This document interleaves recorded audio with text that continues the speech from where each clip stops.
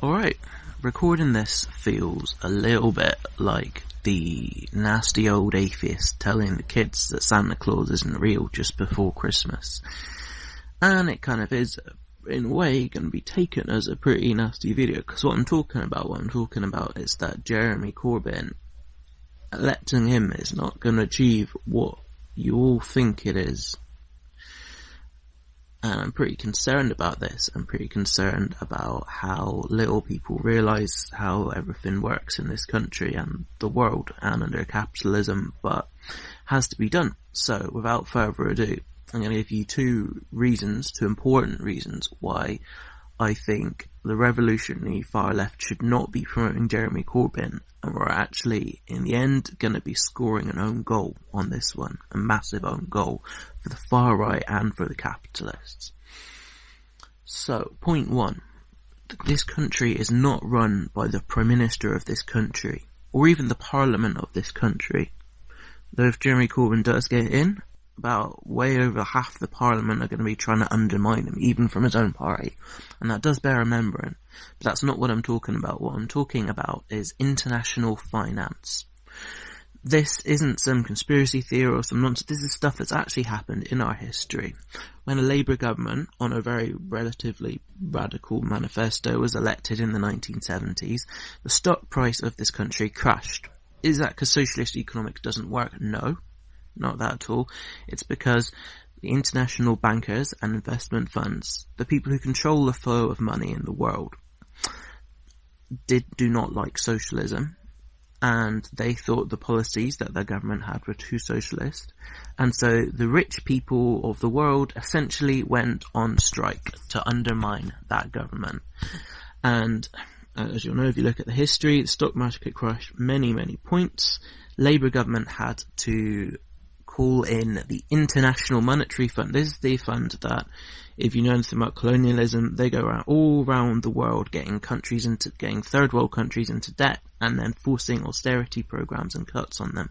They did the same thing to us, in fact, in the 1970s. And what happened was that in order to get the money to bail out the country, to stop everything going to shit, because the rich people went on strike, the Labour government agreed, in fact, to a series of reforms. The first austerity we have ever had in this country did not come from the Tories, as many of the demagogues on the left would have you believe. It actually came from the Labour government bowing down to international finance, wagging his tail and saying, okay, fine, we'll force these cuts on the people.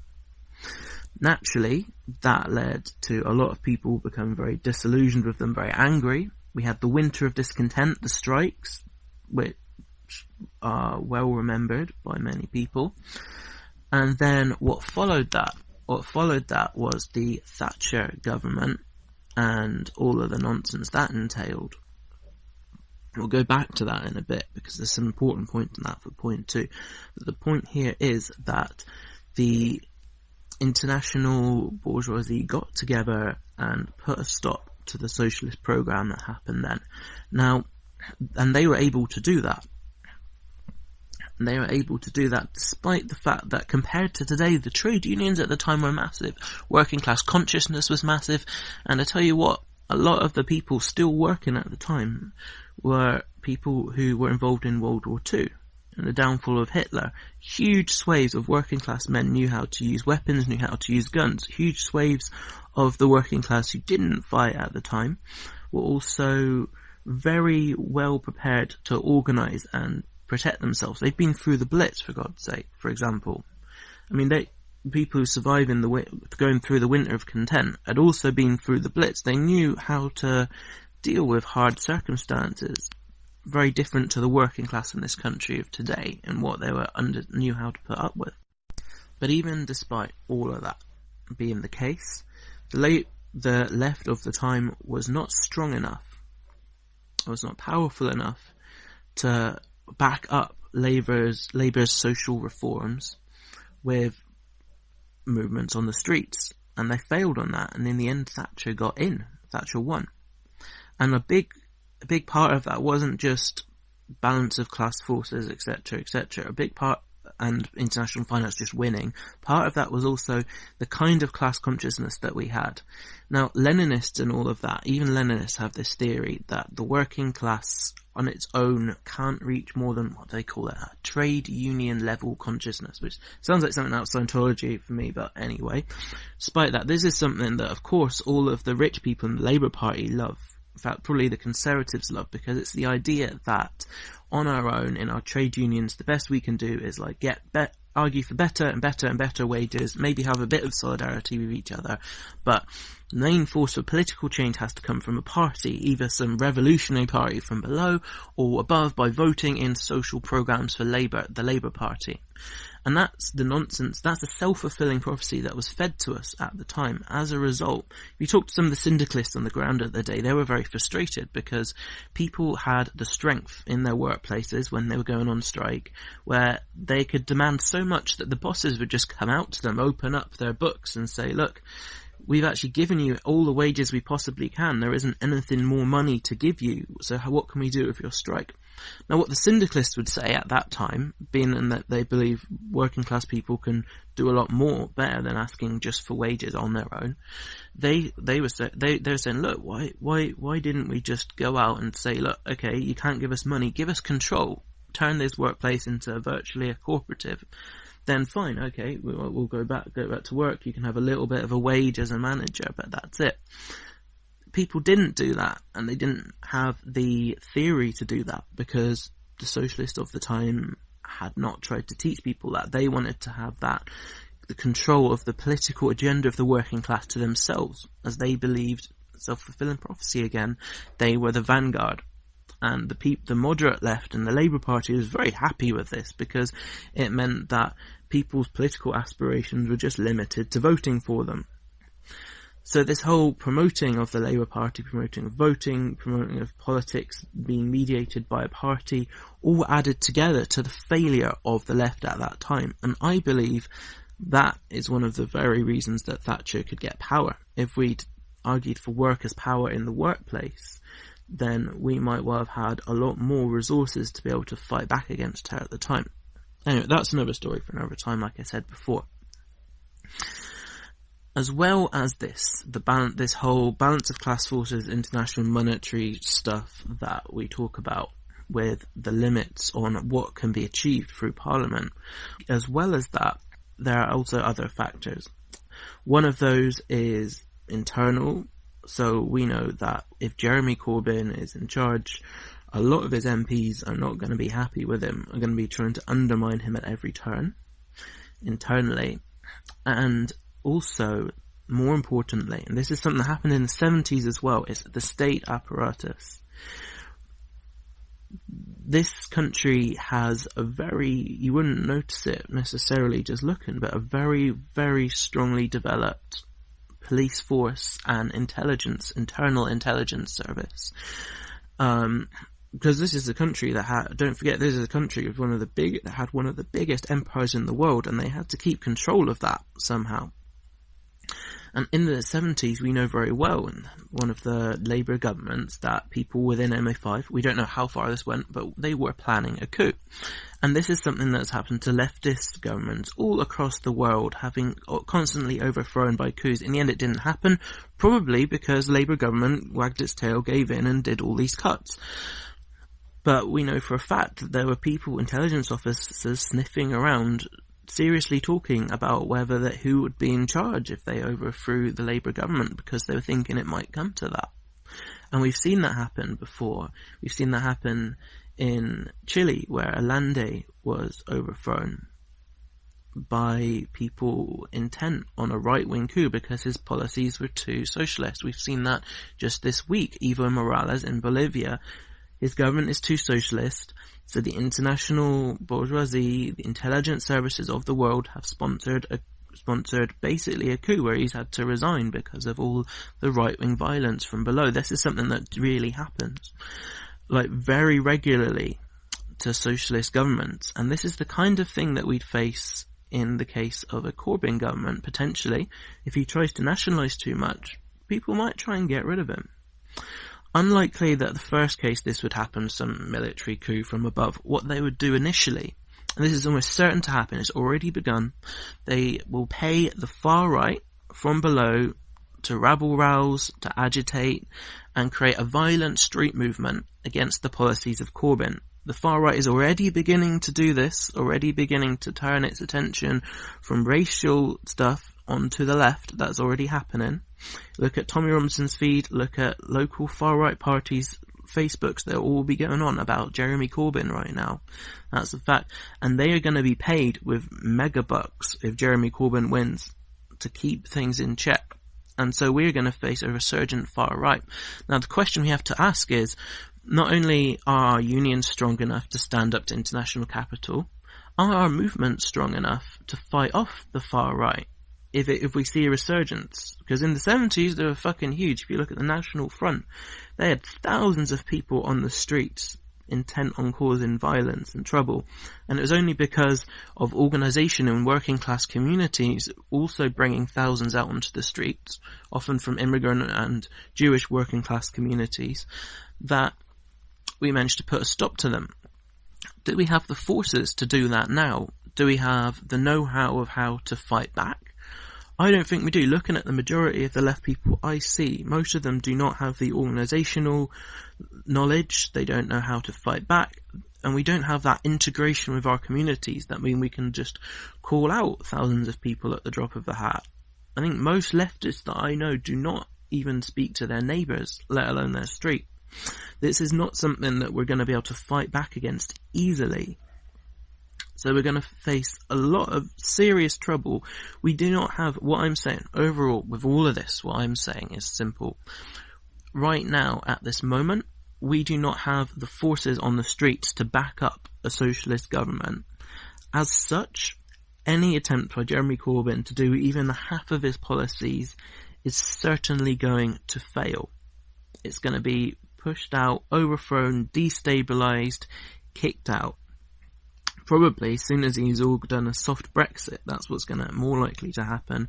As soon as he's got this soft Brexit through, which he said he'll do in 6 months, then the forces of international capital will combine and just push him out. And that's the kind of thing that we're gonna face. That all leads us nicely on to our second point, which is about disillusionment. Now, if you thought the first point was depressing, wait for this one. This one's gonna hit a lot harder.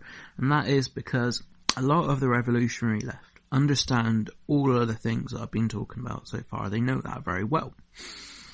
So what they say, they don't say vote for Corbyn because this will create a perfect, ideal socialist communist society or whatever. They don't say that. What they say is two things. One, they say is to vote Labour without illusions. They believe that if you vote for the right party, you might achieve these small improvements for working class people. You might get like a better NHS or something like that. And therefore we should promote these parties with all their ideals, not because we think that they're going to do their ideals, because we know that they can't, because of international capitalism will get destroyed. And so therefore we know that these parties are all going to compromise, they're all going to do sell out most of their ideals, but they might do a couple, and that's worth putting all this effort into promoting them and canvassing for them.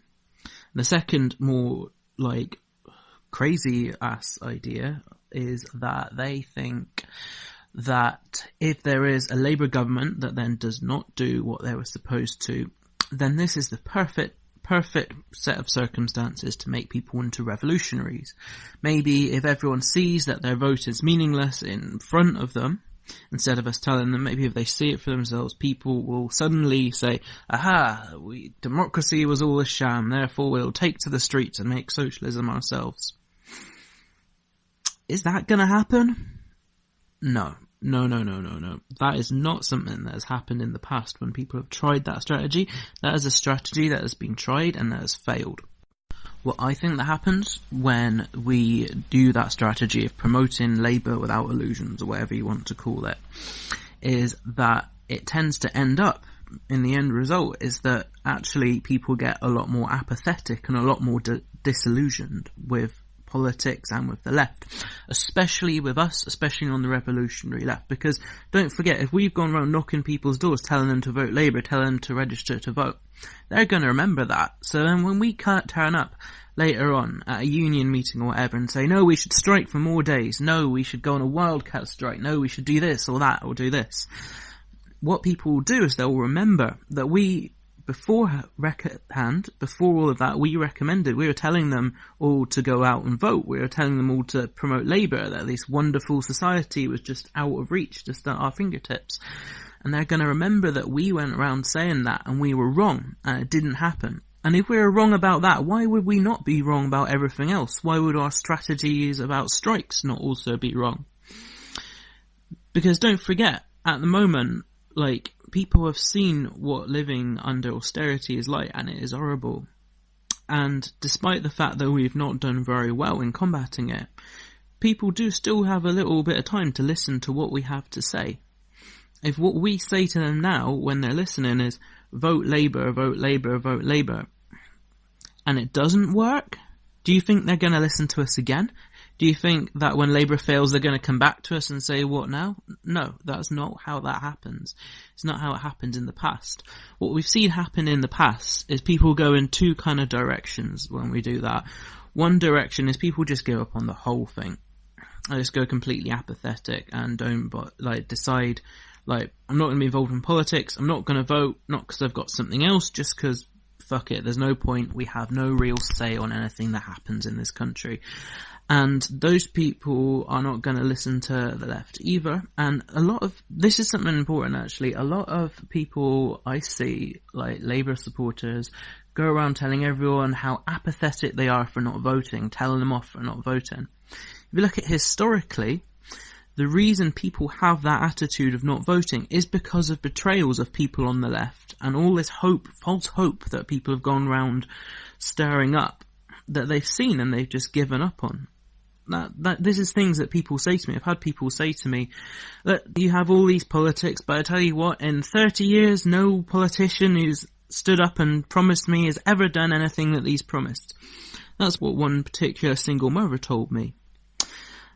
And we need to listen to that, because if we don't listen when people are telling us about their lack of faith in politics, the reasons they don't trust, then we're going to end up recreating the same mistakes that we've made over and over again in this last century. Here's the thing though, that apathetic turn is actually probably the better reaction than what the other half of people does. Because I see this as well on Facebook, as well as the thing about not voting, people complaining about working class Tory voters.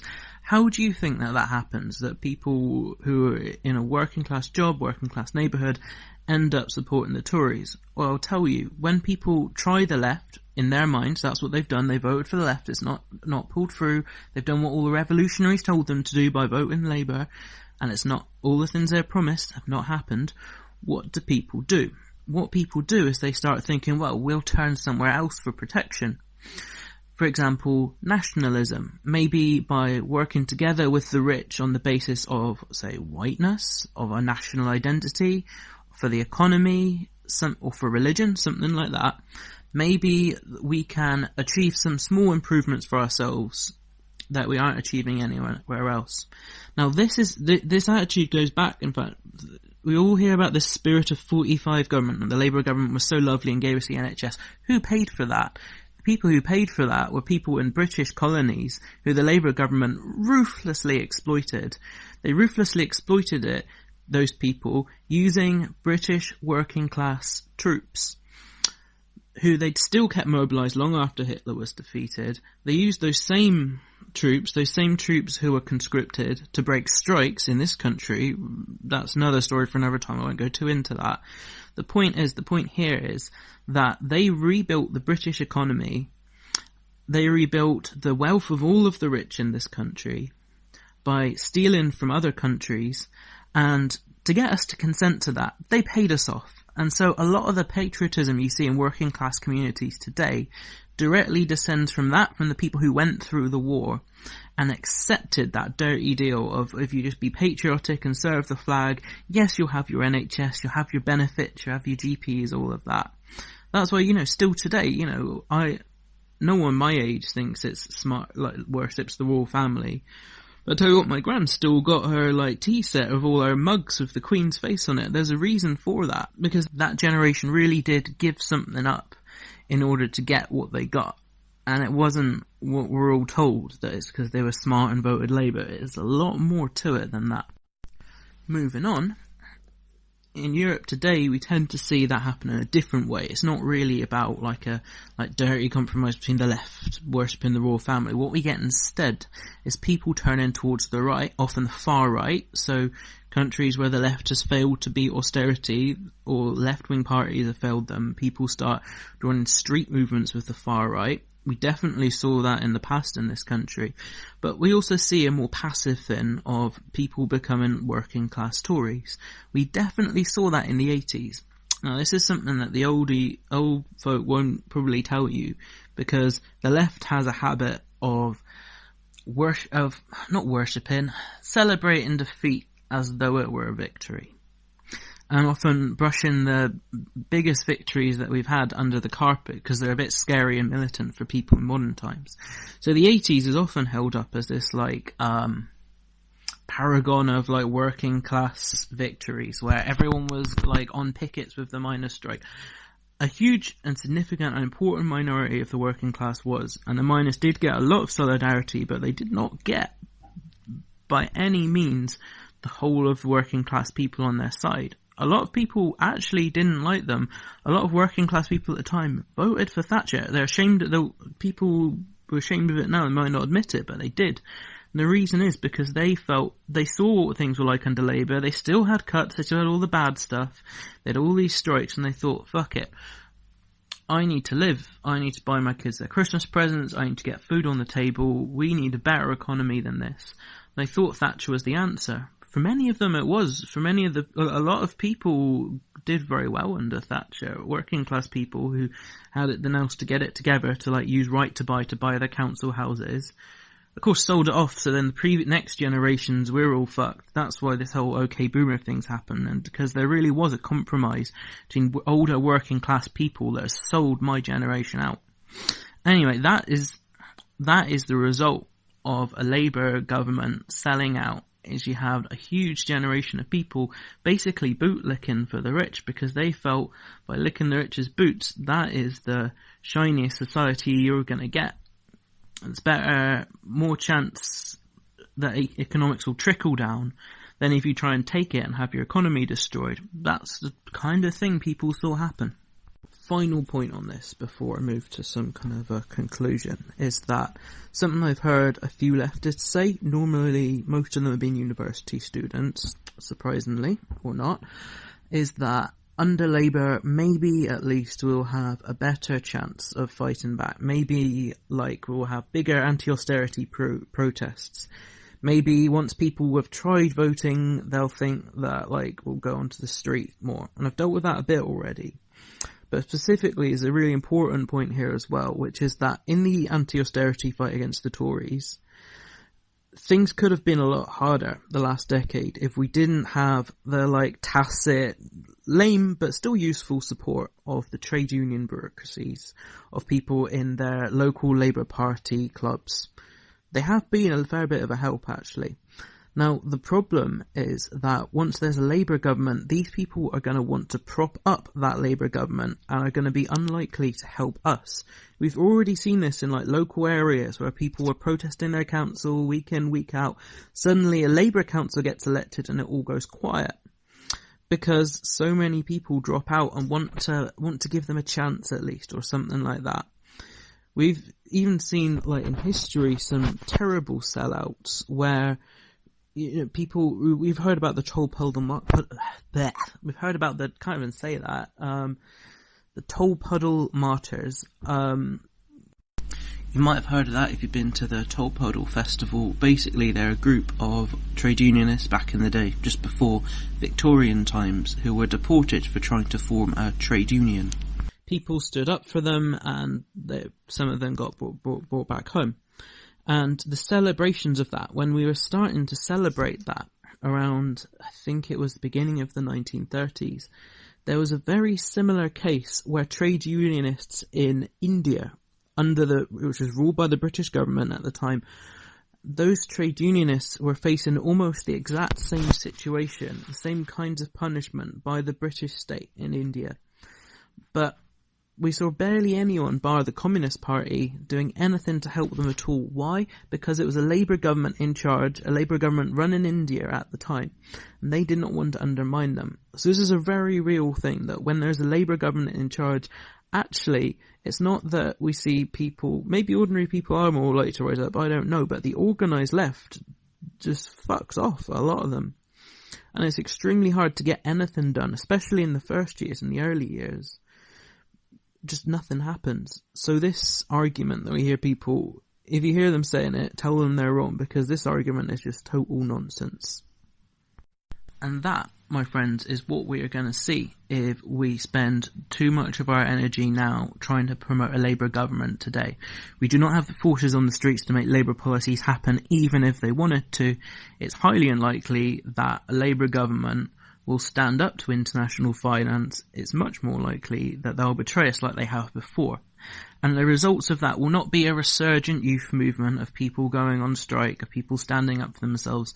Results of that will be what they always have been, which is people who should be sympathetic to us turning to the right, turning to apathy, because they simply can't trust us anymore. And who can blame them, if we're honest? Because we know this history, we've got all of this at our fingertips, we're repeating the exact same mistakes that we've made again and again and again since the Second World War. Why? To put it simply, the reason that a lot of us are turning to the Labour Party and turning to tell people to vote, not just revolutionary socialists, mind you, we've got anarchists doing that as well, which has been a big surprise for me. The reason that we're doing that is because we're tired. Because we have spent the best part of a decade fighting tooth and nail trying to stop austerity, trying to stop hospitals closing, all of that. And it has been hard. A lot of our protests haven't worked. A lot of our tactics haven't worked. And it's hard to keep going. And then into our lap falls this opportunity, what seems like an opportunity, in Jeremy Corbyn. And so people have taken hope in this, thinking that maybe there's a shortcut to defeat austerity. Maybe we don't have to have all of these riots and strikes and all of that we've been trying to have. Maybe instead of that, all we have to do is to get a few people to just tick one box on election day, and then it'll all be over. We can all go back to normal. The problem with this is that it is not a shortcut. It is a dead end. I think I've pretty conclusively proven that with everything I've said so far in this recording. If we continue down this step, we're not taking a shortcut to socialism. We're not getting even closer to socialism. We're walking down an alley that has a brick wall at the end, and we'll have to go all the way back to retrace our steps and start again from the beginning. So people, if you listen to this, please rethink this mindless promotion of Jeremy Corbyn. If you're a revolutionary socialist or anarchist, think about some different kind of ways to interact with the election. Maybe you can stand up for the ideals that you believe in without telling people what to vote for or who to vote for. Maybe even better, we could go round, same way as these canvassers go around all the doors. People are used to that this time of year. Maybe we should be going around arguing for direct action. Crazy as it sounds, crazier things have come to pass. Why don't we do something like that? That's the note I'd like to end on. I think we should really rethink how we interact with these elections. I think there's a lot more opportunities for explaining our ideals to people than what we're doing currently, just blindly promoting Labour. Let's give something else a go.